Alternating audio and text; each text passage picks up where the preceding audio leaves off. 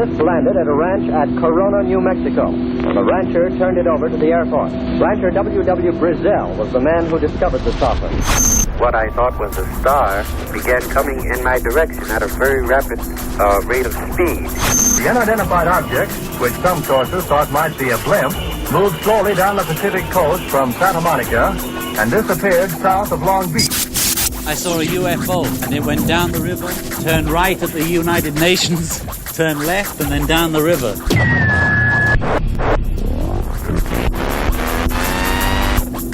UFO classified. UFO classified. No more plausible deniability. Fact, fiction, or the truth. You decide. And now, the new voice of the high desert, the hostess of UFO Classified, Erica Lukes. Well, everybody, happy Fantopia Friday. I'm Erica Lukes, and always a pleasure to be here with all of my friends from around the world who continue to support UFO Classified, listen, share the information with their friends. I love this community, and you all mean a great deal to me. I believe it is through us sharing information, weeding through disinformation or hoaxes and all of these things that we're really going to find the truth. And I encourage each of you to explore things with an open mind. But like they say, don't let your mind fall out. Make sure you come to conclusions that are very, very much based in reality. I know it's hard to do in this field, but it's imperative. Of course, I always have great stuff going on. I had a fascinating week, and I spent a lot of time talking to a couple of my favorite new people in the field, and one of them is Paul Dean. Paul Dean is a brilliant researcher, historian, and he has amazing information for all of us. I've posted some of that on UFO Classified, so I want you to go to UFO Classified on Facebook, follow the links, and read up on some of the information that he shares with us. It is finding people like Paul that is truly incredible for the work, and I now more than ever believe that we must have a strong foundation and understanding of the past and all the sacrifices that were made by other researchers that were daring enough to talk about this and dig into this subject. I believe we have to understand that before we can move on and really effectively research what is taking place. I'm getting ready, and I've been packing all day for my big trip to Boulder tomorrow. I am going to be going over there and doing George Norrie's show, Beyond Belief, which will be fun. I have never met Mr. Norrie, and so this will be great. I have lots of my research that I'll be talking about, including the big case that I worked on with my friend Jeff Cox, the American Airlines Flight 434 case. I will be talking about the October 2nd, 2014 mass sighting case that took place here in Utah and over in Colorado. I have some new information on that case I'll be sharing with George, and we'll be sharing with you very soon as well. So cool things are happening. I've got a couple more projects I'm working on that I'll keep you informed about, but good things are going to be happening. They are happening in my life, and I hope they're happening in yours as well. Before I get to my guest tonight, I want to just take a moment and pay honor to the brave servicemen and women, the people that risk their lives every minute of every day when they are serving and protecting our citizens. I want to pay honor to the fallen police officers who lost their lives last night in Dallas, and send my thoughts and prayers to their family, to the community. And I just hope that at some point in time, this madness will stop and we will learn how to love each other and resolve conflicts without turning to absolute, utter chaos and violence. It just is a very sad day for people in Dallas. So my love, thoughts, and prayers are with everybody there. But now I'm going to be bringing on somebody who is super sassy. And I must say, she has one great voice for radio. I've been listening to her interviews, and she just has this lilting voice, and she's so smart. Dr. Rita Louise is in the house, and she is joining me tonight. She is a best-selling author and founder of the Institute of Applied Energetics. She's host of Just Energy Radio. She's a naturopathic physician in the human potential field, which I'm gonna ask her a little bit more about because this sounds very, very cool. She's a medical intuitive, and she is author of quite a few books. E.T. Chronicles, What Myth and Legend Have to Say About Human Origin, Avoiding the Cosmic 2x4, Dark Angels, and Insider's Guide to Ghosts, Spirits, and Attached Entities, and a few more. She also has done a number of short videos, which I have been watching, one on ancient aliens, genetic engineering, and the rise of civilization. Much, much more. So you need to really listen to her. She's got great things to say. I love it. She's appeared on television shows. She's been on Coast to Coast, Fringe Radio with, my favorite friend and host, Pat Daniels, Second Sight Radio, Out of This World Radio. She speaks at many different conferences and is international. She's the chairman of the board, very cool, of the International Association of Medical Intuitives, and has served on the board of director for the Holistic Chamber of Commerce. One smart cookie. I have to say, I shouldn't say cookie, but that's okay. Dr. Rita, thank you for being here. I had so much fun on your show. Well, I had so much fun with you, and I have to tell you, Erica, I love cookies. So it's good. I think I was channeling my grandmother there for a moment. You know how your grandma always had some, old school saying, and you're just going, oh, really? Did she say that? Uh-huh. So how is your house coming? You've been doing some renovations? In the last few weeks, we have actually 2 more rooms done. I have a guest room. So, Erica, you can come visit me, and I don't have to put you in a room where I have to blindfold you before I open the door. That's comforting, I think. It was kind of scary. Well, that is so cool, though. You showed me some pictures of your house, and it just looks absolutely beautiful and charming, like it has its own soul. It's very cool. Well, I had a friend come over who's a medium, and I knew that there were some spirits here, and this one spirit I called Mr. Dimmer, which was one of the owners of the house, and he was like, no, that's not his name. And he goes, the guy said call him John. Oh. So we looked on the deed, and he was the guy that built the house. So now me and John have conversations. Well, it's always good to have a little invisible friend there. When I lived in my home it was amazing. It was built 100 years ago. There were definitely things there interacting with all of us that lived there. And it was to me, that was a very kind of a comforting feeling. Well, I think, for people that are interested in ghosts and ghost hunting, I think you can go into a property and there are spirits in there that are kind and loving. And then there are ones that aren't so much.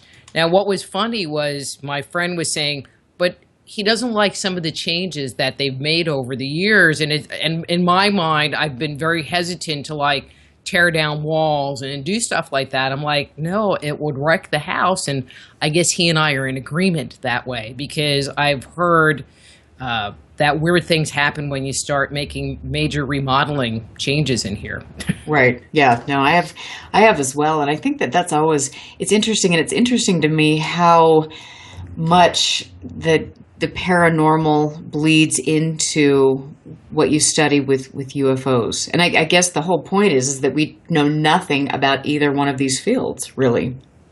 Well, and especially if you start talking about interdimensional beings, are extraterrestrials physical in form, or are they extra-dimensional beings, or is there a combination, which is yet another possibility. It doesn't mean that it has to be one or the other. Because we're physical beings, but ghosts obviously are non-corporeal. And I always joke around and say, well, ghosts are people too. They're just invisible. You know? Yeah. It's all fascinating to me. And I find one thing I've find fascinating. I mean, we can talk about this for a second. The need for people that are researching either one or the other to create divisiveness. Do you know what I mean? Like, you're either in the UFO camp and you cannot talk about the paranormal, or vice versa. And I just think, really? Because, like I was just saying, we don't know anything about either of these fields. And what we really need are people that are capable of really unbiased research coming in and studying both of these things. Well, and I think, it falls over into the metaphysical area as well. And I mean, to me, because I come out of the metaphysical world, they embrace just about anybody. They don't care. If you're a ghost person, that's great. If you're a UFO person, that's great. But when you get into some of these other areas, they kind of segment, this is my area. And true story, I went to the 60th anniversary of the Roswell event, and with Jerry Pippin. I was helping Jerry Pippin in his booth. And the payback was I was going to get to go do readings in his booth, and was told I could not because UFOs or doing psychic readings was demonic.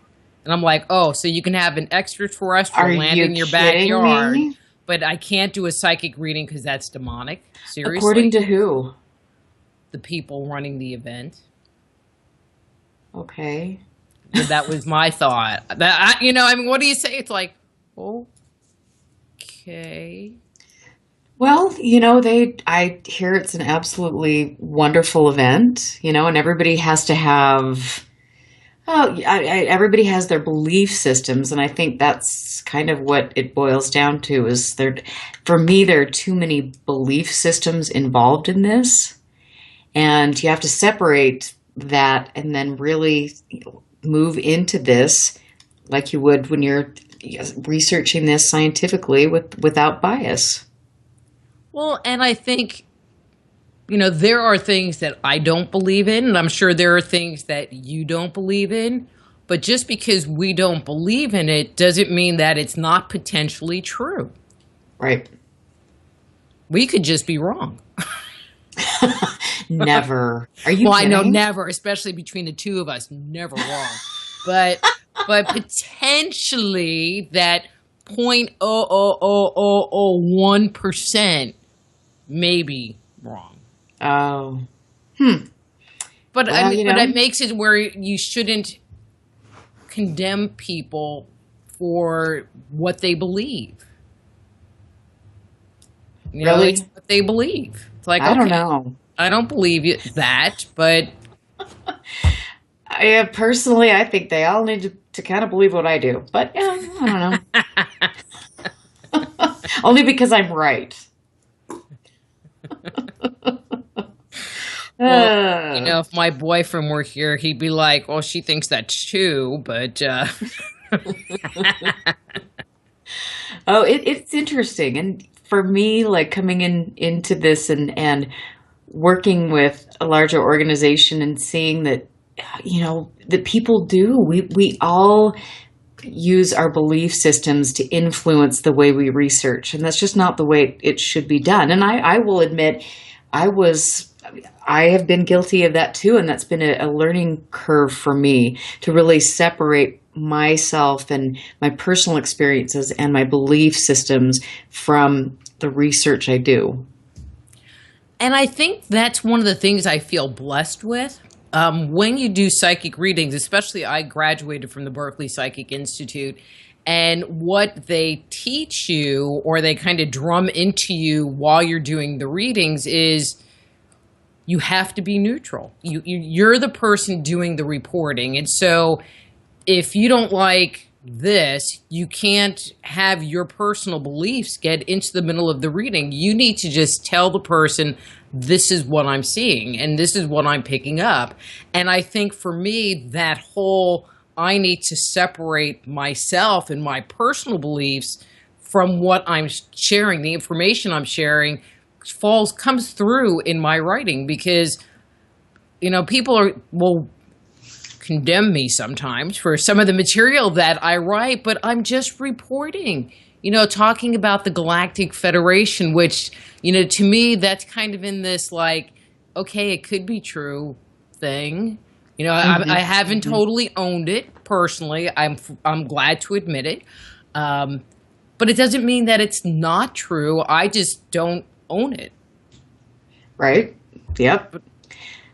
And I don't either, because it's interesting, because I think the way I would have felt about things personally, maybe 10 years ago I would have believed in that or jumped on that bandwagon, and now I'm a little bit more reserved, even though I have had interesting personal experiences, and I don't know where it's going, and maybe I don't have enough, my intuitive connection isn't strong enough to understand that the Galactic Federation is there. I don't know, but I don't own it either, because it's nothing I've experienced. It's nothing that I have a real, I can't say scientifically that we even have anything that would point in that direction. I don't know.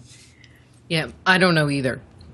So it's kind of like I just leave it there, but on my show, Just Energy Radio, I'll have people that will come on periodically and talk about stuff like that. And, it's the platform. I'm giving you the opportunity to share your opinion, because they're not the only person on the planet that has that opinion.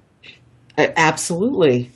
Absolutely. And I do think that some people are more intuitive and are able to communicate with things around them. They have deeper perceptions, broader perceptions, than other people. And the more I learn about this, the less I know. So I got to put that in my bucket of, we'll see. I don't know. Mm-hmm. I'm feeling you.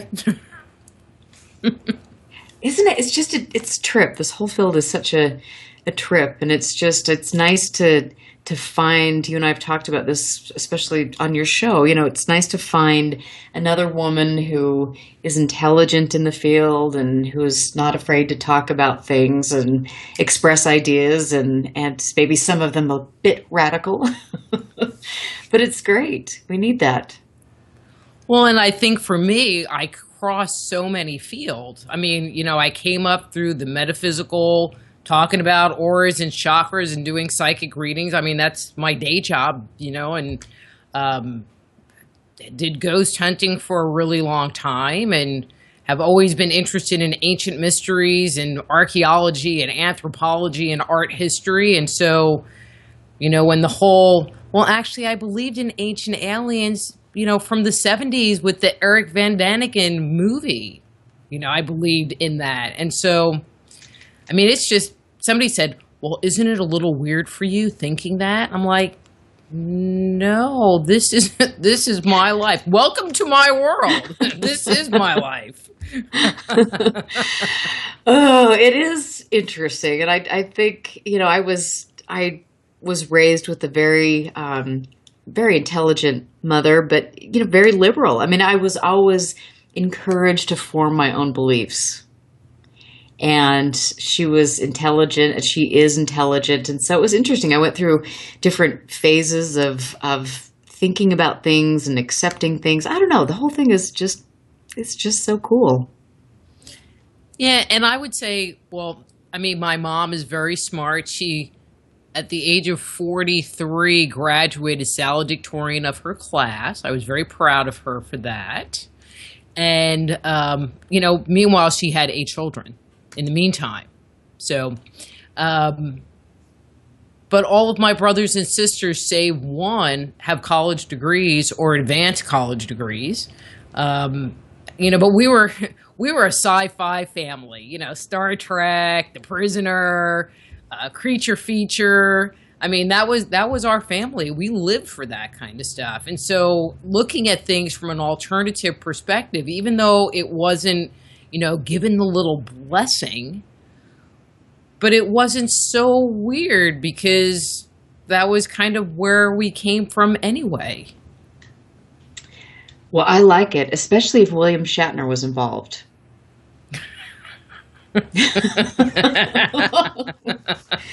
I can't help it. I had to throw that in because you mentioned Star Trek, and that's all I think everyone who listens to the show understands my love of Shatner. Ah, got it. I mean, our family was definitely Trekkies. My mom's birthday was just a couple of weeks ago. And so I sent her tickets that she could go see the new Star Trek movie with money for popcorn and whatever, because it's Star Trek. I mean, come on. Yeah, that's true. I loved it. I especially, and not that this is not even serious at all, but I really loved, Shatner in I think he had some really great Spanx in some of those scenes when he was hoisting up the big styrofoam rocks. I keep thinking, if I had Spanx like that, I would be so excited. But that's pretty funny. I mean, there were definitely some times in those shows where it was like, okay, you didn't really see that prop move there. I know, and I'm sorry to get so carried away, but sometimes we just need a little levity. When you research stuff all the time and you turn on the news, you just need a little laugh, don't you? At Shatner's expense. But what I find interesting, and I've just started rewatching the series, because I've evolved, especially in my understanding of more contemporary ufology, when comparing it to the more ancient alien stuff, but rewatching Stargate, because the truth is they did a really good job of making it be cogent with myth and potential, a potential actual, like I could believe Stargate was real more than I can believe in the Galactic Federation. Now that's scary. Well, yes, maybe. Oh dear, but I promise, we're getting ready to take a break here right now, but I promise for all of you in the chat room and all of my listeners that we are going to get serious here. Maybe. I don't know. We'll have to see. We're going to talk about some interesting things. I want to talk about Dulce, underground bases, and your personal experiences when we get back from the break. And I want to tell all of my listeners, if you have any comments, get into the chat room and ask them in bold, any questions. And I promise I will get to your questions tonight. Make sure that you go to UFO Classified on Facebook and like it. Stay tuned for updates. I have got a couple great cases that I am going to be working on, some new information that I obtained today thanks to Paul Dean, and great things are coming. So we will see you on the other side of the break. We won't see you, but we'll catch you on the other side of the break. Stand by. This is UFO Classified with Erica Lukes. Erica Lukes. The phone lines are open now at 702-425-9230. That's 702-425-9230. Worldwide callers use Skype name KCOR Radio. More UFO Classified. UFO Classified with Erica Lukes on the KCOR Digital Radio Network. After this. Where'd that shot come from? Alpha 3 to Eagle 1. We've got company. From Tay Publishing, codename Eagle Force, the saga begins. I see them, Alpha 3. All units stay low and let them come. From the eyes of a special ops officer, Joe Michael Riggy brings to life this amazing story of survival, the unknown and the unexpected. Here they come. Hold your fire. Hold. Now. Codename Eagle Force at TatePublishing.com. Now, broadcasting in digital HD radio. What if maintaining a healthy weight was as simple as drinking a cup of coffee? With Valentis Coffee, it's that easy. Harvested from the world's most pristine coffee farms and packed with the purest ingredients on earth, Valentis takes losing weight to a completely new level. At Valentis, we believe everyone deserves a chance to be healthy and fit. It's pure, natural, healthy, and delicious. Click the Valentis Healthiest Coffee banner on the KCOR Digital Radio Network website and take the Weight Loss Guarantee Challenge. Valentis Coffee, simply the world's healthiest coffee. When danger is imminent, will you be prepared? Now many mobile devices can bring you critical information from local sources you trust. With the unique sound and vibration, wireless emergency alerts keep you in the know wherever you are. Learn more at ready.gov/alerts. Brought to you by FEMA and the Ad Council. Friday night, 9 p.m. Pacific. Jump onto the Celestial Highway and travel at the speed of light. Into hyperspace.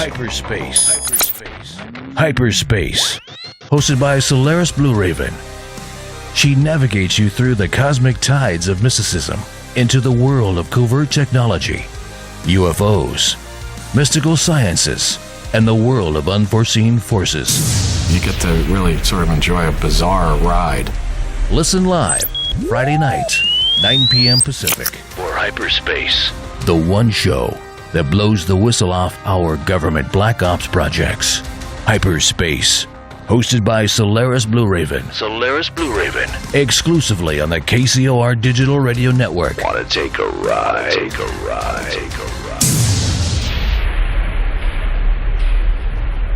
If ever a breed was affectionate to a fault, it's the Golden Retriever. They're people dogs, pure and simple. And the Golden Retriever Rescue of Southern Nevada needs your help. If you would like to volunteer, foster, adopt, or donate, go to the Golden Retriever Rescue of Southern Nevada's website at grrsn.org. That's grrsn.org. Or call 598-GOLD. That's 598-GOLD. You're listening to UFO Classified with Erica Lukes, where the truth isn't hidden beneath the black lines of a Sharpie. That's the craziest thing I've ever heard. To be on with Erica, call 702-425-9230. That's 702-425-9230. Worldwide callers use Skype name KCOR Radio. Radio contact. Share your thoughts on the show on Twitter by using hashtag KCOR. Or head over to the live chats at KCORradio.com. The audience goes nuts. And now, your host of UFO Classified. Are you ready? Erica Lukes. Welcome back, everybody. I'm Erica Lukes, and I'm so happy to be here on Fantopia Friday. I have to say that it was very good for that last half an hour to have nice little laugh and just enjoy life, because sometimes we get way too serious with things, and especially with the past 24 hours with what we saw in Dallas and things, sometimes we need to just step back and say, you know, that's the way it rolls. So we're gonna laugh and have a good time. So anyway, I wanted to thank Mary for calling in. Unfortunately, we lost the connection on the phone call, but hopefully she'll call back and we can hear what fabulous questions she had. Tonight I'm joined by best-selling author Dr. Rita Louise, who is the founder of the Institute of Applied Energetics and the host of Just Energy Radio. She is a lot of fun, a brilliant woman, and I'm very happy that Bill Forte introduced us. That's fantastic. So, Dr. Rita, tell us what got you involved in this, and then why did you start choosing these kind of the antiquities, all of these things that you're moving into, because they're very, very cool and incredibly complex. So I'm not sure exactly what got me started in this area. Well, actually, I was thinking about it the other day, and you're going to so laugh. So you remember the movie Planet of the Apes with Charlton Heston? Mm-hmm. And at the end of the movie, he goes into the cave and he picks up the doll, and the doll's like, Mama, Mama. And it got me thinking about the whole theory of evolution. So back the story up a little bit. Growing up, we were required to read a book every 2 weeks to get our allowance. So it wasn't about chores, it was about reading a book. And I wasn't interested in reading fiction. I was drawn to nonfiction, and so I started reading books on the theory of evolution and archaeology and anthropology, and I was in 5th grade. And pretty much read my way through the entire section in the library on that topic. Then became interested in the whole psychic phenomena thing, which, I immersed myself in for the next more than 10 years. And then, but in the middle of that, in college, I have a unofficial minor in art history where my focus was on ancient art. So there always has been this love of looking at ancient cultures. And, once you pass the Greeks, I'm really not interested except for maybe Renaissance art. But anything older than that, I loved, and those old movies, Jason and the Argonauts and Aladdin and all of that. I mean, I loved all of that stuff. And so I feel like I've really have just come home to my first love in life, which has been great. Isn't that wonderful when you find something that you're truly passionate about and you just have such great joy learning about it every day? That's how I feel doing what I'm doing now. Mm-hmm. And people look at me, why are you reading that? Like, I read the Ramayana, which I actually thought was pretty good. And I've tried to read the Mahabharata, but I'm partway through book one. But I enjoy reading these like dry, boring, historical documents that would sit on anybody else's shelf and collect dust. But I like reading stuff like that. And as I like to say it, and then I turn around and write articles or books and report it back to you so you don't have to read it. It's in the summarized version with the Rita flair. Mm-hmm. Oh. We know about the Rita flair. Hey, I've got a couple questions in the chat room, and my friend Libertas wants to know do you tune in to an individual? Do you have control of it, or does it just kind of spontaneously happen? I definitely tune into individuals when I'm working with them. So I'm not one of those people that walk around a mall and see all this weird stuff happening. I'm very good at turning it off and turning it on when I want it to be there. Thank God. Right, and that takes, some people don't have the ability to turn that off, and that would be very challenging. I can't imagine. What I have learned over the years are people that are born just naturally sensitive. So, this is how I've always been. Obviously, with training, my skills have gotten more honed and more refined, but I've always been very sensitive. I definitely had foot and mouth disease where I would make some flippant comment to someone, which would always turn out to be true. Oops. That's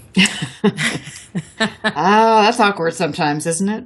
Yeah, like walking up to a coworker who wasn't at work one day and just walking up and looking at them in the face and saying, well, where were you yesterday? Having them check for a brain tumor.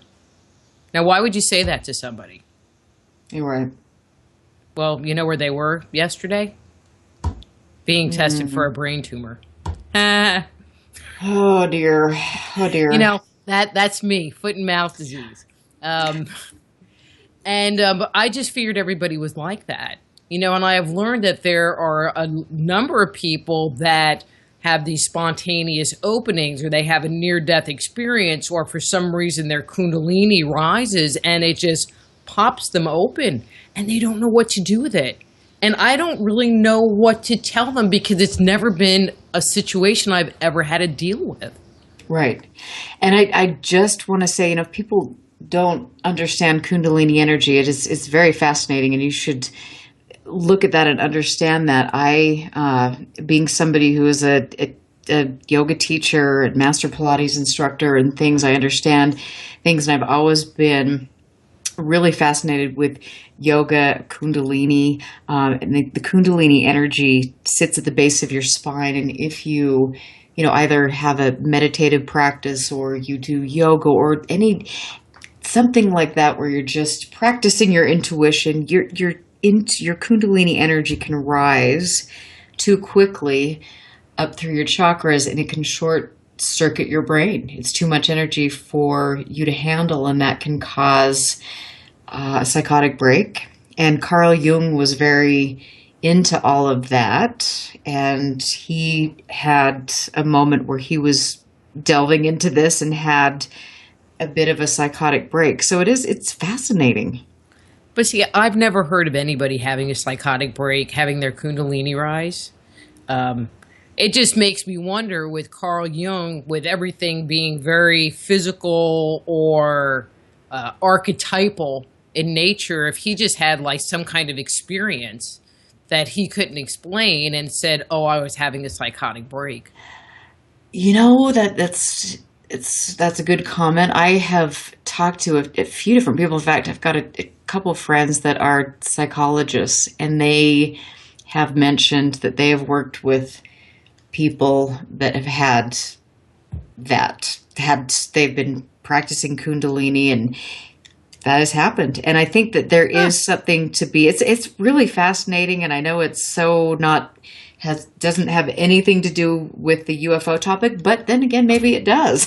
But I think that it's all about energy and understanding these subtle forms and knowing that there's much more than the black and white with regard to reality. Oh, exactly. I mean, one of the things I don't think people realize is how much more there is to us than just our physical body. You know, they hear words, they hear meridians, and they're like, okay, what's that? Or chakras, and what's that? But I mean, there's this whole energetic system that underlies our physical body.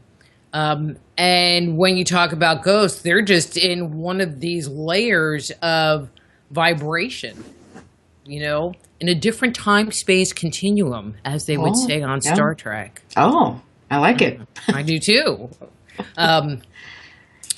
You know, but go ahead. No, I was just going to say, do you, Susan wanted me to ask, she's in the chat room. I mean, when you have an intuitive experience, is that a visual? Is it audible? I mean, how do you receive information? All right. Now, Susan, I'm just going to be a little blunt here. I don't have intuitive experiences. I only have psychic experiences. And I'm saying that for a very specific purpose, because most people say, oh, well, I have intuition, but I'm not psychic. Right. And I threw the intuitive in there. So, you know, and what I'm saying is, if you have intuitive experiences, you are having psychic experiences, because it's the same. It's just two different words. Anyway, with that said, my little educational piece. Thank you. You're welcome. I am primarily visual. I am extremely kinesthetic. So depending on what I'm doing with someone or what I'm doing. So if I'm working with someone regarding their health, I mean, what I do for my day job is I'm a medical intuitive and help people resolve their health concerns. So whether there's something going on in their physical body, or if there is a thought or emotion that are causing them to get sick in the first place, that's where I help them get guidance, recommend supplements, whatever they need. I'm very visual. So if you have an issue going on with your kidney, I will sit there and go, well, I'm looking at it and it's kind of red and inflamed, and I'm feeling like there is some debris, some calcification that is in your kidney. And, what you're showing me is that there actually is a low-grade infection, although an infection I might feel more than see. And so that's how I address it. But like if I go into a haunted house, I'm very feeling, probably because I don't want to look. Right. And then once I feel an anomaly, I will start looking at it and questioning it. But I tend to be fairly multimedia. I'm, of everything, the least is auditory. Although I do have what I call the peanut gallery, which, some people would call are my spirit guides that sit off to my right side. And I will be talking to someone and they will make commentary. And they really are funny. And this is, I have definite ideas about all of that, and I believe that we are all intuitive, and I believe that we are so desensitized sometimes that we don't tune in to things, the world around us, people, and you really can sense energetic fields and learn a lot more by doing that than you can, really by getting on the internet or interacting. And I think we don't trust it. We don't pay attention to it. It's something that we're born with, and we're desensitized, and that's unfortunate. But with regard to how does your ability play into UFOs? I mean, have you had any sightings? Do you feel that kind of increases if you're intuitive? I have not had any. All right, I'm going to say this in two different ways. I have not yet experienced a UFO flying through the sky. So I've never had any of those kind of experiences. I have not had any abduction type experiences. But in working with clients, I have worked with people that in my mind's eye, they have appeared as mantises, reptilians. But I've also seen mermaids and leprechauns and all kinds of weird stuff. And in the work that I've done with entity attachments, I have definitely dealt with these non-corporeal beings that do not present themselves as human. They might be humanoid. They have a head and 2 arms and 2 legs, but they're not human. And then I've dealt with a few, not very often, that don't even fall into that category. Interesting. And I mean it's you talk about like reptilian kind of humanoid things. Sometimes people that are the nuts and bolts scientists have a hard time with that sort of thing. And so how do you think that we can how can we bridge that gap between science and this sort of entity? I mean, how do we do that? Because it's just too much for people to grasp sometimes. Well, I have to tell you, I would say up until a couple of years ago, if you asked me about reptilians, I would have laughed at you. It's like, what do you mean reptilian? And I still like joking about them. They are my favorite extraterrestrial species to crack jokes about. I can see that. But with my research, everything based in the mythological record supports the fact that there were a group of reptilians that lived on the Earth. There are those that say that the reptilians were here first and this was their planet, and this other group is trying to kick them off. And I will agree with that conclusion because the mythological record supports that. The mythological record supports the concept of underground bases. It talks, especially in Native American cosmology, about these half man, half fish, snake, reptile people came out of the water.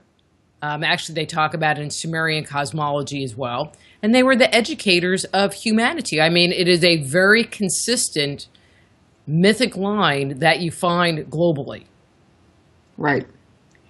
And that is really important. I think that that's looking back at some of this and putting the pieces together is incredibly important, and understanding some of the oral traditions, especially the Native American culture. I mean, the reason that they believe things and why they pass things down. And I just think it's really fascinating. And I know myself, I don't understand that because it's not an area that I study. There are way too many of them for me, but I find it fascinating. And I think a lot of people do, otherwise programs like Ancient Aliens wouldn't be the best show on TV. When I was writing the book, E.T. Chronicles, What Myth and Legend Say About Humanity, well, there were a couple of decisions that we needed to make up front. First was, are we just going to hit this extraterrestrial issue right up front? because I found I couldn't write the book without just putting it out on the table, or else I would have been beating around the bush and it wouldn't have made any sense. By throwing it on the table, it just made writing the book so much easier. But the other thing that I realized early on in the writing was that I wasn't writing for an audience in India. And I wasn't writing for an audience in the Americas or even in Australia if you're talking indigenous culture. It was for Western civilization, because the whole idea of extraterrestrials or sky gods, or as Stephen Strong says, the sky heroes, coming down and creating and educating humanity, is their belief system. It's only in the West that we don't believe it. Right. Absolutely.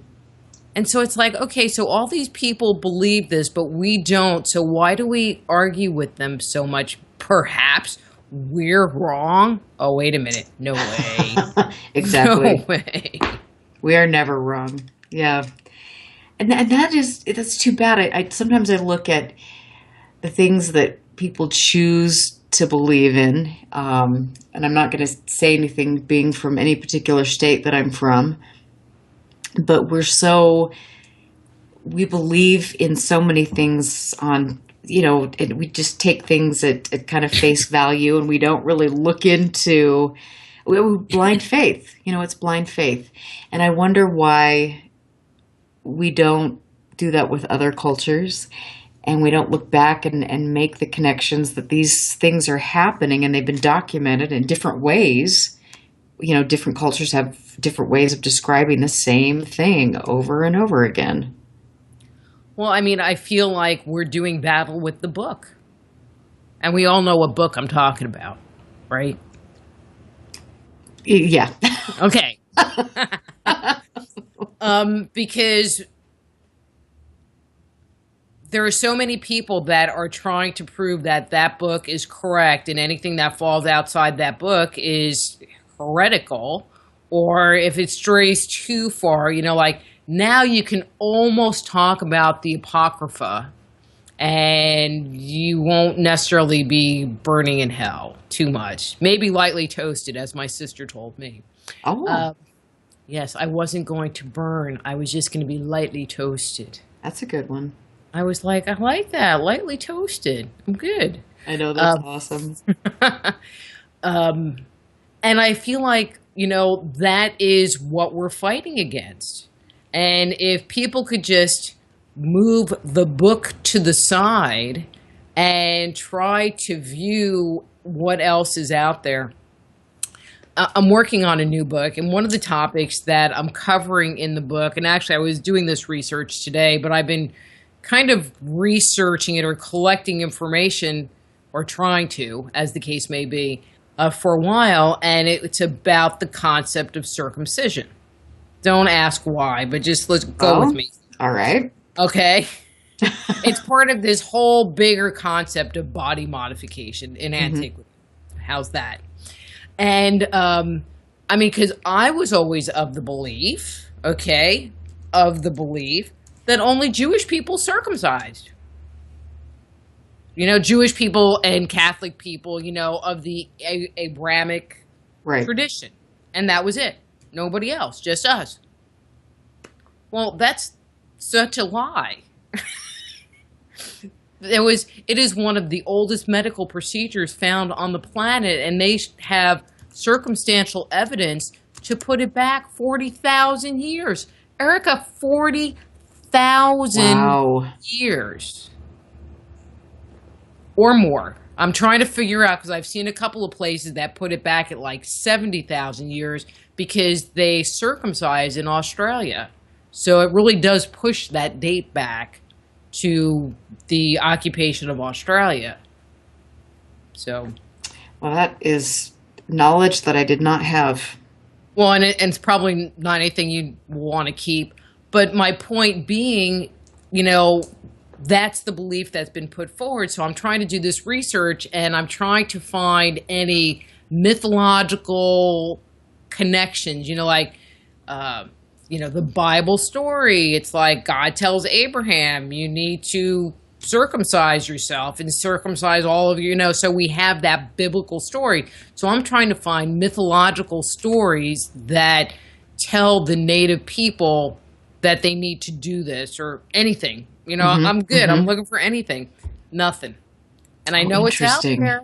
And if you do a search, all you find are biblical references.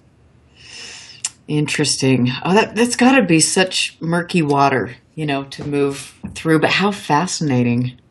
Well, I mean, it's fascinating in what you don't find, because people don't report it. They don't think it's important. But it really just stops at the book.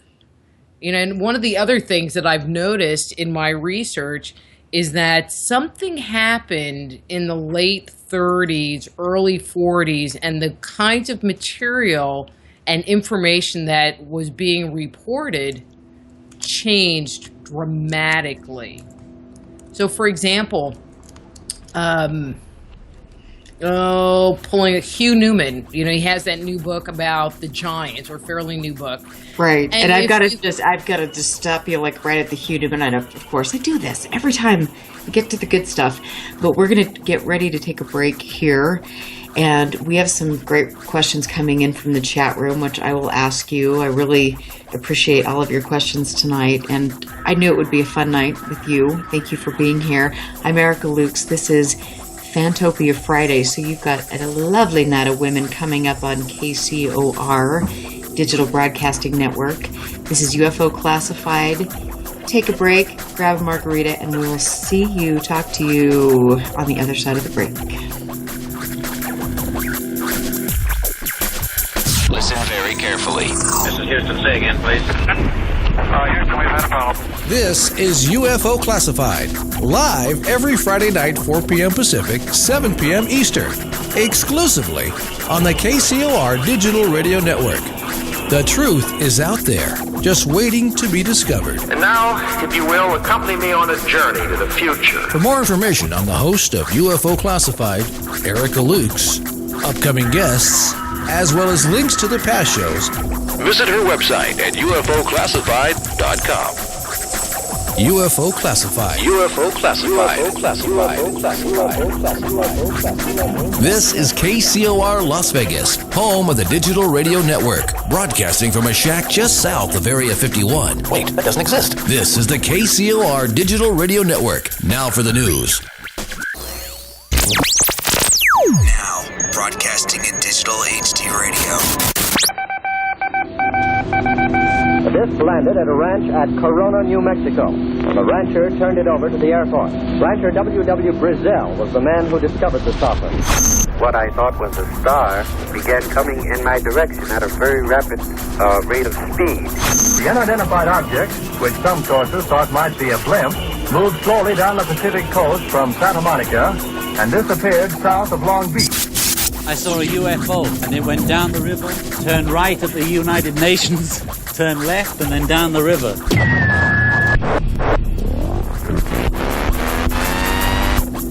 UFO Classified. UFO Classified.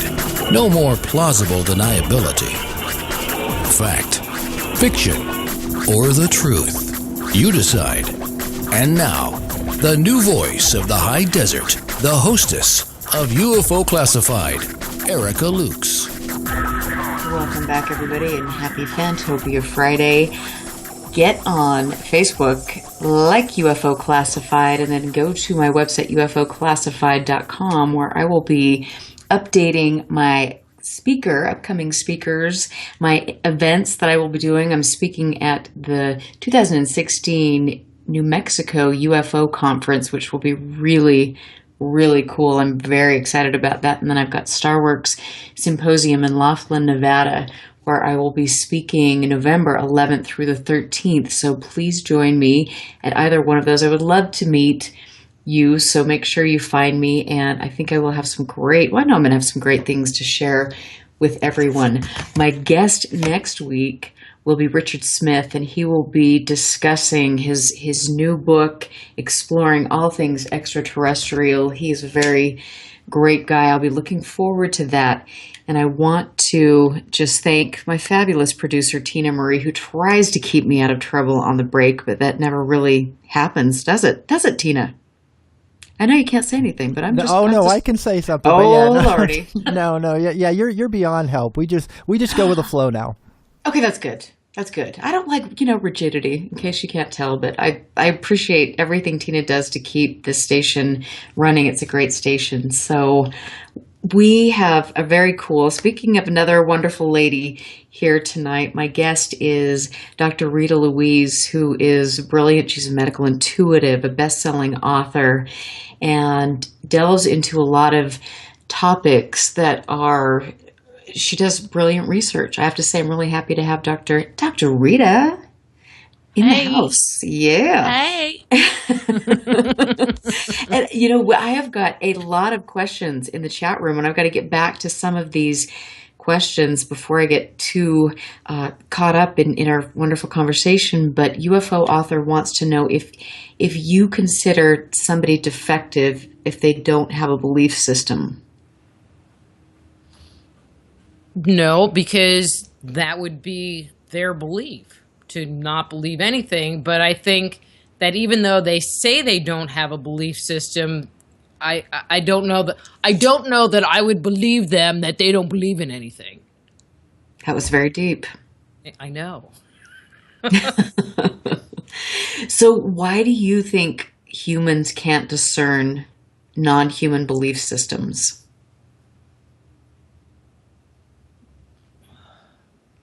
Okay, now that's a deep question. Yeah. Okay, so all I can do is talk from my experience. So in my experience of working with people that have attached entities that I put into the non-human category because they do not and I put them in that category because they do not present with a human form. But there's a second reason. It's because I say they don't speak human. They don't have emotions, or there's something where that whole life experience, like humans know what it is to be human. And so when you interact with these people on an energetic level, it's like there's not anything in common. There's not anything parallel. It would be like trying to imagine life being a Klingon if you're a human. It's not the same. Especially, Klingons are, they're pretty much human, but their culture is very different. Well, what if you were, some other kind of species, like weirder species than Klingon? So I don't know if it's the belief system or we just can't really relate because we are so enculturated in being human. Did that make sense? Uh-oh, am I still here? I don't know if I'm still here. I'm just talking to myself with the mic on mute. But I think that those are great comments. And I think I wish I knew why we couldn't figure that out. But what belief systems? We don't even have extraterrestrials yet. Come on.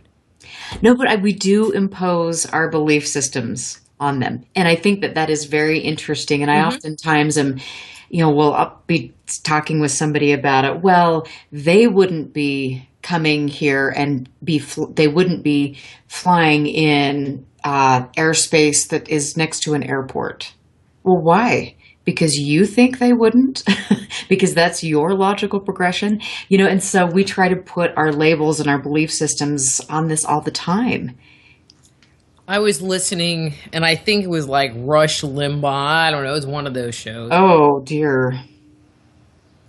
Anyway, I was on a long drive. I like talk radio when I'm on long drives. He is interesting. And depending on what they're talking about, I sometimes curse at my radio. And but anyway, so he had this scientist. Okay, so everybody that's listening, don't laugh too hard. But he had this scientist on, and they were talking about the possibility of life on Europa. Is that the planet that's like the Saturn one with all the water on it or whatever? And an advanced civilization on that planet, that would possibly be underneath the ice sheets and living in this water environment. And his comment was, all right, don't shake your head too much, that they couldn't have an advanced culture because you can't make and develop electronics because they won't function underwater. Oh. Yeah. So I already can like see your face through the blackness of my Skype screen. Yeah, and it's just like, okay, so you're thinking that life on Europa would be the same kind of life we had here, and the technology that they would create would be technology that we've created on Yes. Earth? Mm-hmm. Really? Seriously? Right. Right.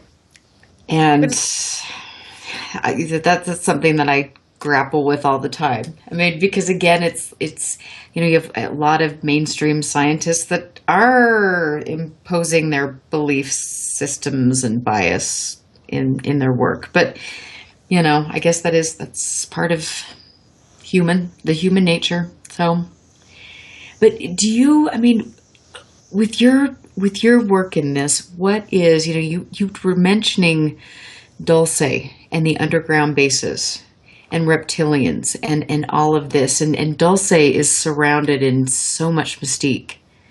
There's so many stories circulating about Dulce. What are your thoughts on that? What have you learned? I mean, not about Dulce in particular, but I feel like there are places on the planet where you are going to find common threads happening all the time. So we have what's going on in Dulce, but it's also where we have the Jakarta Indians that have some of the oldest myths and some of the weirdest mythology out there. And I think if you start looking at these correlations, like one of the things that blew me away, and this is going to sound really weird and mundane, was the concept of ochre. Okay, so this was in my research. Now, indigenous cultures will use ochre. It's a iron oxide that they use for like a body paint, and put designs on their body, and it's very ritualistic. And so in my research in the E.T. Chronicles book, looking for the gold, because everyone says, oh, well, the Anunnaki came here because they came looking for the gold. Well, I couldn't find the gold. But what I did find were these references to ochre. I mean, I did find some references to gold, but it wasn't so overwhelming that I was like, oh, yeah, it was the gold. But one of the things that I found was that the oldest mine in the world is in South Africa. It wasn't a gold mine. It was an ochre mine. Oh, that's interesting. Okay, well, there was that part was interesting, but what got even more interesting was that the two next oldest and largest ochre mines, I mean, we're talking like 43,000 tons of ochre pulled out of this one mine, was in South America, right by the lines of Nazca, which is right by Paracas with the elongated skulls. And then the other one was in Australia, which I think Australia is the most underrated continent. And actually, I was interviewing, again, Stephen and Evan Strong, and his comment was that the elders started to move forward. Their ancestors started to move forward technologically, and they decided they didn't want to and allowed all of that to go away and went back to their indigenous ways, like thousands of years ago. But they, I think, had a very advanced culture that, just stopped. And if I was going to put like Mu or Atlantis or one of those kind of founding continents, Australia would work for me. And so going back to Dulce really quick, I think that there are areas where we have these old bases. So I think in the Nazca, Paracas area, I think in Dulce, I think in Australia, and my feeling is where we find activity of high ritual, somewhere in Mexico in the Yucatan area, of high ritual, high culture at points in time, that's where you're going to find these bases. And I'm thinking that there might be one perhaps in Utah, quite close to Salt Lake. Mm-hmm. You know, and it is interesting. I mean, we do have Dugway Proving Ground here, and it is right next to the Ouray Indian Reservation. And you do wonder when you start looking at some of the military bases in connection with some of the Native American sites, or around the world, different places that are interesting. And for me, it's always interesting to see the Native Americans here, different mining facilities, and military activity. I mean, I think there's definitely an interesting correlation between that and some of the paranormal UFO activity. Well, and I think when you were on my show, I made my comments about Salt Lake, that I felt a ship went down there, or there was definitely a very, very extraterrestrial feeling energy in that city. And this was me talking 20 years ago, where I barely even believed in UFOs. Isn't that interesting? I mean, it was very obvious to me that there was some non-human presence there pretty much controlling that city. And was it a negative thing or a positive thing? They were controlling the city. It wasn't like evil, it was like New Orleans. You feel into the underbelly of New Orleans. Now, I love New Orleans as a city, but if you really feel into the energy, there's this very black voodoo, black magic feel to it, which doesn't feel good to me. Salt Lake, it was a very alien energy. It wasn't what you would expect to feel, because it was just weird. It's kind of hard to explain. I mean, because even with my comment about interacting with these extraterrestrials, it's like we can't read them because we don't understand what their feelings mean. Mm-hmm. There's no common ground.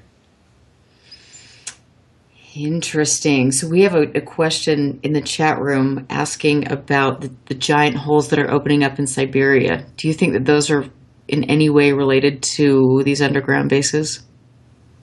Wow, I haven't heard of giant holes. I mean, I know that we've had a lot of sinkholes forming in miscellaneous places. I mean, my knee-jerk reaction has to do with how much juice we've sucked out of the planet. Right. I haven't really investigated that.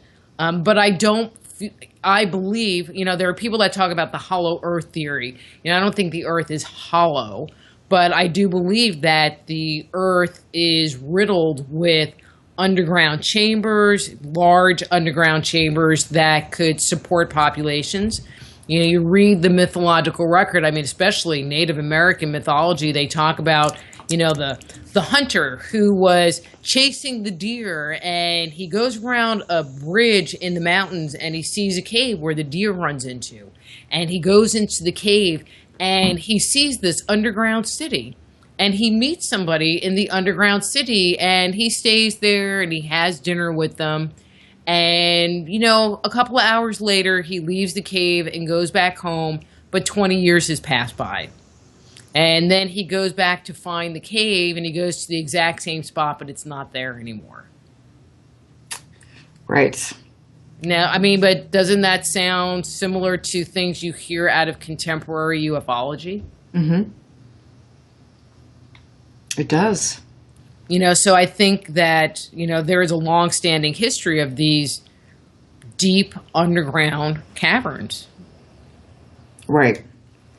Absolutely. And that's so fascinating. I mean, how do we learn more about this? I mean, I know that you have lectured on this and written about this. Where well, could they could buy my books. Well, exactly. Well, okay, that was kind of a dumb one, wasn't it? I mean, my book, E.T. Chronicles, What Myth and Legend Has to Say About Human Origins, would be a good place to start. And Eric keeps saying, how smart I am. But the book is actually written in a very user-friendly way. Because I read all the hard books and then, as my late husband said, and then I report them back irreverently. But they had it, and I'm just looking on Amazon because for some reason, okay, and I don't know why, but Amazon put it on this huge sale, which means I probably won't get any money at all out of it. But they're on sale right now for $6.79. They were $2.50. I bought copies. I'm like, wait a minute, I can't even buy copies for that cheap from the publisher. $6.79. But if you're not really into reading, but would like to kind of start looking at some of this, I have a DVD. It's a feature-length movie. It's an hour long called Icon, Deconstructing the Archetypes of the Ancients. So it's IKON. And it's available on Amazon Digital Download. $1.99, Erica. You can't even buy a Starbucks for that. Jeez. That's impressive. That's cool. I mean, what a really fascinating journey that you've had. And I wish, maybe in my next lifetime, I will study more of this, all of the ancient aspects to this, because I really believe, obviously, and a lot of other scholars do as well, that there is a connection and something that we need to really take seriously and look at. Well, we each have our piece that we're supposed to explore and dig into. And, people that know me really well know that I just like old stuff. If it's old, it's good. And I keep threatening that I want to go to Europe because I don't think they'd get me out of that place. Because I would have to look at everything and touch it all because it's all old. Right. It is. It's amazing, and I'm getting ready to go over and tour England and go to Wiltshire and Avebury and see all of these sacred sites, and I'm really excited about that because I love to be in that environment and just soak up all the history and the energy and it's a fascinating and beautiful thing. Mm-hmm. Well, and I think that that's an important part. I think that landscapes, and sites will tell their story. It is a little sad that some of them have been just overridden by the public, that the original energy, is either so dissipated or distorted that it's hard to tune in to what's going on. I don't know how it is in the UK. I mean, I know how it is here in the Americas with some of the historic sites. So it'll be interesting. I'd love to hear, your observations. Yeah, it'll be very interesting, and I think that I'm intrigued to go to Wiltshire because of all of the orb sightings in relation to the crop circle formations. Mm-hmm. So that will be interesting. And for me, I love part of researching things is really sitting down with the locals and making people feel comfortable and then hearing their stories. And when we went on our little journey to Area 51, we went to Little Alien Inn. Of course, everybody has to do that. But I spent some time with a waitress there and actually videotaped her conversation with me about her experiences in that area. And it's just fascinating to hear people's perspectives and experiences. And you can learn so much. That sounds like so much fun. And then Patty Greer talked about, if you're going to go to where there's an active crop circle area, go with intention. Go with I would really like for you to create a crop circle or, whatever, because maybe it would happen. You never know. Right. You never know. And I really, you just never know. And I'm trying to figure out if I want to lug all of my equipment over there. I'm thinking maybe not. Maybe I could rent some. I don't know. We'll see. But I think just soaking up the experience and listening to people talk about things and learning the history is fascinating. I'm just so excited. I can't wait. And I'll make sure I tell all of you guys all about it and post the pictures and all of that good stuff. And I hope you get to go over there soon. Well, actually, in April, I'm working out we're in negotiation. I'm supposed to be going to Angkor Wat. Wow. So that will be really cool. So I've been of course, looking for books on, the artwork there and what the imagery talks about, so I can kind of, do research before I go, so that when I get there, I can be the tour guide, which I often am. But that's so important when you go somewhere to understand the history, I think, personally. But we're going to get ready to take a break, and it's our last break for the night. I know. Again, find me on UFO Classified on Facebook, UFOclassified.com. We will be right back. Stand by. This is UFO Classified with Erica Lukes. Erica Lukes. The phone lines are open now at 702-425-9230. That's 702-425-9230. Worldwide callers use Skype name KCOR Radio. More UFO Classified. UFO Classified. With Erica Lukes on the KCOR Digital Radio Network. After this. Three guys, no ties. Real quick. I mean, he's on the government dime. He's going to be taken care of till he dies. Absolutely. Right? Put him in the mailroom at least. Okay? Do something with him. Well, put him on tour. He's already on tour. Speeches, yeah. Those speaking engagements, right? He's already on tour. He plays the sax, too. I mean, come on. Yeah, because being president doesn't pay a whole lot. Three guys, no ties. Wednesday night, 7 to 9 p.m. Pacific. Right here on the KCOR Digital Radio Network. Bowl for Life is a non-profit organization founded in 2013 by Chuck Gardner with one simple goal: to grow the sport of bowling worldwide. Over the years, Bowl for Life has given out thousands of dollars in scholarships to youth bowlers around the world. Our focus is to nurture integrity, honesty, professionalism, as well as respect into bowlers both young and old. You can help us by going to bowlforlife.com.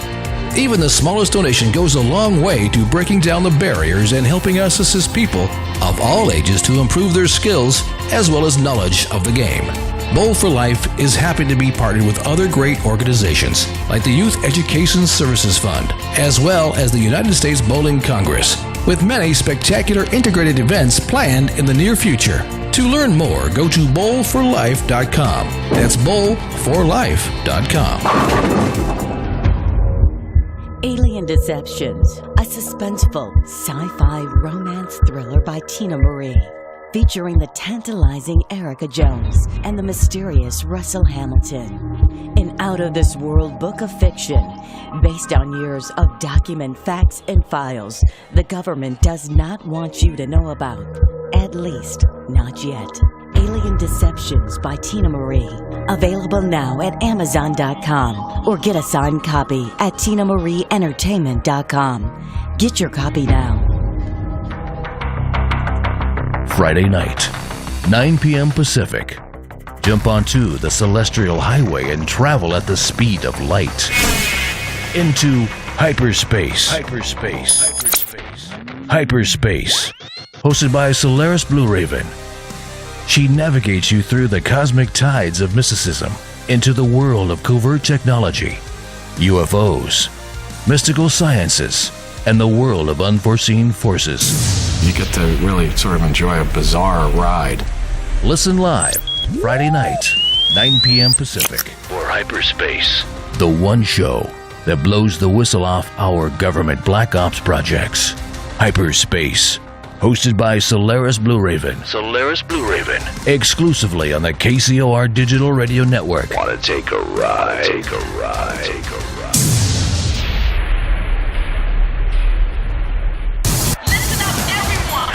This is the world-famous KCOR. That's the only station I listen to. You're listening to UFO Classified with Erica Lukes, where the truth isn't hidden beneath the black lines of a Sharpie. That's the craziest thing I've ever heard. To be on with Erica, call 702-425-9230. That's 702-425-9230. Worldwide callers use Skype name KCOR Radio. Radio contact. Share your thoughts on the show on Twitter by using hashtag KCOR. Or head over to the live chats at KCORradio.com. The audience goes nuts. And now, your host of UFO Classified. Are you ready? Erica Lukes. Erica Lukes. Welcome back, everybody, for the final segment of UFO Classified. I am happy to be here, and thank you, all of my friends who get into the chat room, who listen from all over the world. I appreciate your input. If you have any orange orb sightings wherever you are in the world, please go to UFOclassified.com and enter your report sighting there. You can put pictures and video. It's important for us to get all of this information to do research. So with that said, I am here with the very wonderful Dr. Rita Louise from Just Energy Radio. And we've had lots of great questions tonight for her, but welcome back and thank you for being here. I knew I would have a great time with you because I did on your show. Well, I'm having a great time here with you too, Erica. Well, thank you. And it's interesting because our questions, we've talked about a lot of different things like underground bases and kind of the legend with regard to that. And I know that when you talk to people, in fact, I talked to somebody last week about Dulce, and he had a contact there, and they were talking, I mean, they were very frightened, intimidated. They didn't want to really talk about it and respected that. And they're kind of, I think people are just teetering, with that kind of sense of not being sure whether they can be safe or whatever, but it's quite interesting. Mm-hmm. Yeah, and and I don't think people know what to do with it and how it fits into us and our lives. There's what we see as cognitive reality. You go to work every day, work hard, you'll get rewarded for it. And then there's this whole alternative thing. I mean, to me, ghosts and psychic stuff is weird enough. But now we're talking, there are these extraterrestrials, and now we have these reptilians that live in the basement, and all of this stuff that makes us go, huh? And is everything that we have been taught and learn and are brought up believing not really true? I mean, one of the things that I've been, following, it has been, this election cycle and some of these shootings and, potentially false flag events. And it just kills me because, the one in Orlando, I've watched some of the video footage and I'm thinking to myself, all right, these people were shot. They're carrying people out of the building, but nobody has any blood on them. They don't have the look of fear. They don't look like they have any adrenaline moving. It just didn't look right to me.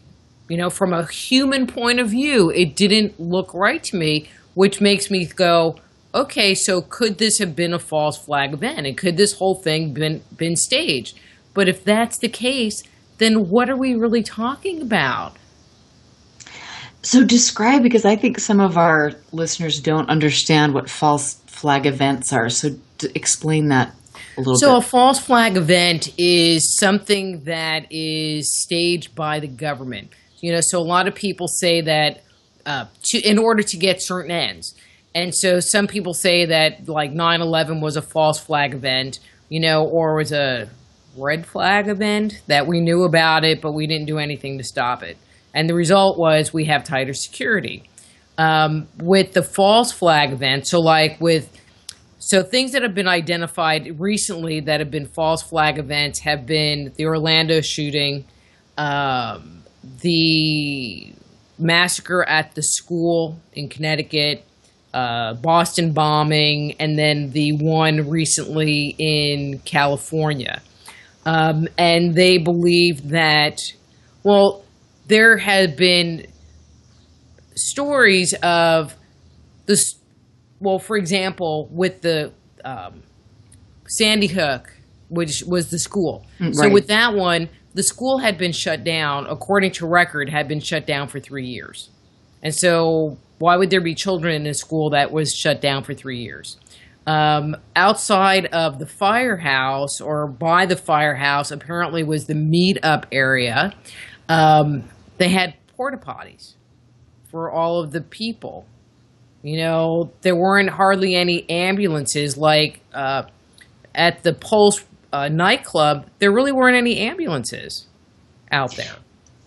I mean, you start looking for these details of what's going on. One of the things that they have come forward with, you know, the false flag people, is that they have actors or actresses that appear in, you know, they're in the Sandy Hook's news footage. It's like, oh, my knees, oh. Right, and then right. they're And in some other thing, and they're a doctor. Yeah, you know what? I've seen some of that footage. In fact, I had somebody send me something about that, and I think that's a little out there, personally. I mean, I don't think I don't know how they're getting some of this information. I know that with regard to, there was the bombing in the airport, and there were actually a couple people from Utah that were affected, one being a missionary, and they were saying that he was one of those actors, and it's not true. So, I wonder, I think there might be some validity to that, but I don't know how much of that is just kind of a runaway train. What do you think? Yeah, I don't know. Or, you know, is there a certain amount of collateral damage that they're willing to have happen? I mean, one of the things that Judge Napolitano said was that no one died until after the SWAT team showed up in Orlando. So was it the SWAT team that killed everybody? I mean, those people were stuck in that bar with this guy for hours. Now, if there are 300 people in a room with one guy, you're saying in a liberal carry state that no one had a gun and no one had a cell phone and no one was like sitting there, you know, doing a selfie going, we're in the Pulse nightclub and this guy is, you know, he's holding us up and I'm here with Mary and we're scared. Nothing like that has emerged from that event. Right. I just think, though, that some of these events are so fresh that I think that you have to, and we never know how different police departments choose to handle things, you know, and how much information is being released to the public. And so I think. But there's so much stuff that's just going on Facebook that's not even making it into the police. Yeah. I don't know. I think we have to be kind of careful of not going down, having one foot, you know, and I know what you're saying because I know Richard Dolan talks a lot about the false flag stuff, and I think that there is some good evidence to point to that, especially maybe with 9/11. But then I think there are other factions that can just run away with this stuff, and it's not. Mm-hmm. It becomes dangerous. I agree. But I think, you know, if there's one that's a false flag, it takes everything else and puts it into question. And it does seem like these events have happened and the first thing they want to do is take everybody's guns. Bam. I don't think that's a bad thing. And I guess I don't really agree because now we have an entire country that has no armed, and I don't even care about saying this out loud. Hopefully the men in black don't come to my door, but I don't really like where our country's going politically. And as far as control that the government is exerting on the people. And, you know, I'm not saying anything to anybody, but I would like to have the opportunity, if need be, to protest my government. All right, not that I'm going to shoot anybody, but you know what I mean? You know what, and I do know what you mean, and I have a lot of friends that have that same sentiment. I, for one, am not a big gun toting I hate guns. person, and I think that it's, when you have things that have been happening here where people are walking into stores and purchasing guns and wiping out dozens of people, I think that there might need to be some reform with regard to that. And I think that if you're a responsible gun carrying owner, then you don't mind maybe having a little extra background check to carry a gun. Just like, and I agree with that. I mean, some of the stuff that they want or don't want, as far as background checks, I don't have an issue with that. But like Chicago apparently has some of the toughest gun laws in the United States. And 4th of July weekend, there were 18 shootings for a city with no guns. Yeah, it's quite interesting. So even if we can't get guns in the United States, I'm sure our Mexican neighbors would be more than happy for a small markup to sell them to us. Right. Because we would make them and then ship them to Mexico. I don't know. I just think that we need to just kind of start somewhere. I think, I was talking to a friend today and they were talking about Australia and that, way back in then, I believe it was the 90s, but they had somebody that there was a mass shooting and they really got tough on gun control and there's not been a loss of life like that since. And I think sometimes, I wonder if we've become such a culture of, we've got this fever pitch, this mentality of, we have to show everybody and we have to be in control and we're going to take out, we're going to protest something by wiping somebody off the planet. I think maybe until we can behave like responsible human beings, we shouldn't have access to guns. I don't know. Well, and I agree, and I'm just going to make one comment of, Australia's an island. I don't think they manufacture guns there. I don't know. And I don't think they don't have open borders. And I think that that's part of our issue is that we can't control what's going on in our own country. That we'd let anybody in and our borders are wide open and we don't know. Plus there's issues, there is something that happens when you take too many people and you put them into a confined area and then you put them under stress. They can't make enough money. In our society, it's all about the things that you have. So now you're under stress because you don't have the biggest house or the nicest car, and you want to make some money. I watched a video on Facebook about a woman who shot a teenage boy because he was in her house, robbing her. And the sister of the boy that was shot was mad at the woman because how was he going to get money for school and clothes if he didn't do that? I mean, seriously? So is it the gun owner for shooting him or is it for the kid being an idiot? But was the kid an idiot because he didn't have any money? There's a whole big other issue going on other than just guns, I think. There is, but I think maybe until we're willing to address some of those fundamental issues, we shouldn't give somebody a semi-automatic weapon. I think that there has to be checks and balances, and I think that we've gone, unfortunately right now, we're so polarized that we're at one extreme or the other. And there has to be somebody out there that is capable of working with honesty and integrity and kind of leading us back to that foundation. Of course, people, you know what I mean? I dare to dream. I'm going to buy my own property and move somewhere else. I just think that, of course, we have the right to bear arms. I honestly can tell you with what's transpired in my life as of late, I have thought about getting a concealed carry permit. I'm going to say that. I very well might. Do I think that people need to have the access that they do, the free access? I don't.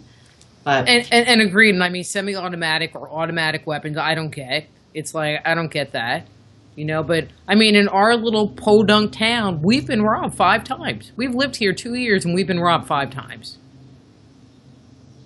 Right. We have a gun now. That's good. And this is just one more thing I've got to throw out there because there's so many gun owners that say, well, we have the right, if there was a mass shooting or whatever, we would get in there with that gun and then kill the person that was doing this. And I have yet to see one of these horrible situations where a gun owner has gotten in and done anything. I've seen one, but you were talking about the event in Dallas. I mean, Dallas, I think Texas passed the open carry. Yeah, they did pass the open carry. So there was the guy down there with the rifle. He obviously did nothing with it.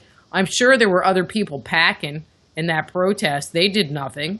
So I don't understand why the police had to use, the bomb robot to get the guy when so people want to have their guns, but then in an emergency situation, they won't use them anyway. So. I know. I don't know. It's an interesting issue. And I think now we're going to talk about abortion. We've got 5 minutes left.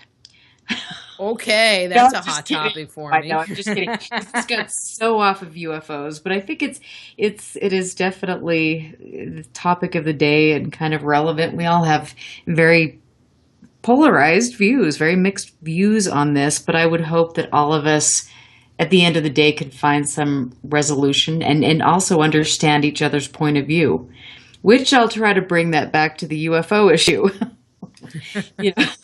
I don't really know how, but maybe I could. But I mean, we have, I don't know, different perspectives on things, and we need to understand each other's perspectives, and we need to act responsibly when listening to other people's perspectives.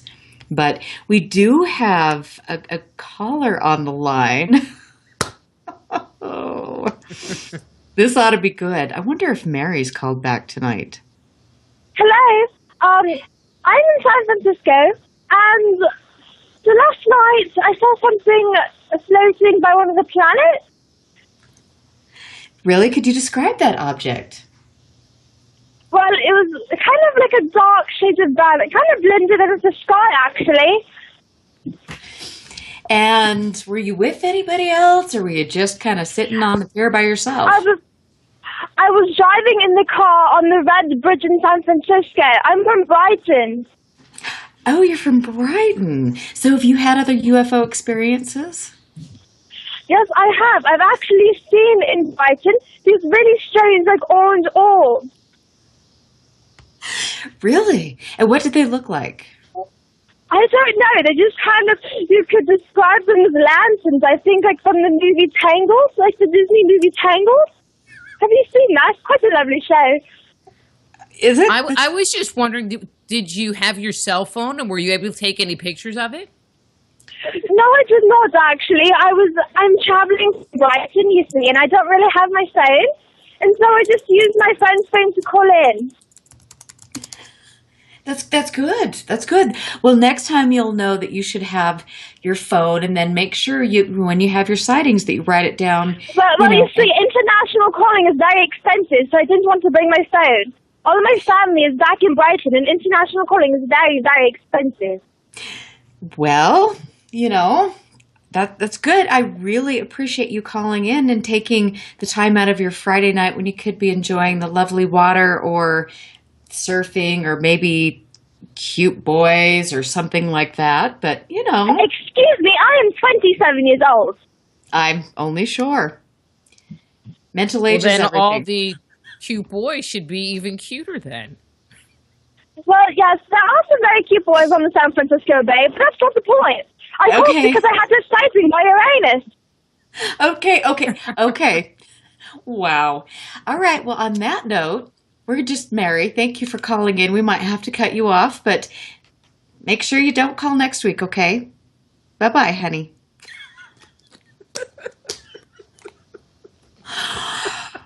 Okay. Wow. Genetics. I don't even know what to say about that. I like the Uranus line. Wow. I don't know where she got that from. I don't either. Yeah, I know. Oh my gosh. Oh, dear. Well, it just adds levity to our whole gun control conversation.